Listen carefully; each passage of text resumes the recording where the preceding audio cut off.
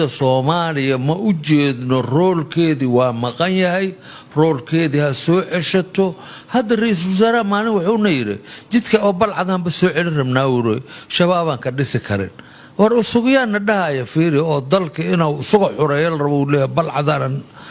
aan ka soo naqayna hadan dadkooda xureysan war aniga xureysan ma shabaab la diriir ma usaal laga rabaa inuu la diriiro asaga ra'iisul wasaarihi ah asaga xukuumadda Soomaaliya waxaan rabnaa dawladda xukuumadda indhaha inay kala furtaan rabaa indhaha kala qaad wala xaygeeyo weysana ma aragno logisticay wada ma aragno wax support moral ma aragno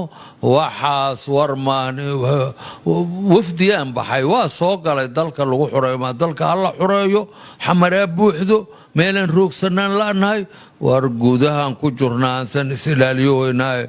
yey nooga darin kuba xumaayo taganayaan niyada loo dhisin indhaha kala qaada war indhaha madaxweyne adigana indhaha kala qaad saas si raysa ma aha dadka waa wareersan yahay tii uu ku jira tii Erbil Israa'iil 40 sano maan ku jiraynaa hadda timida waa ku bagnay war baga banjir naqanin wax noo qabo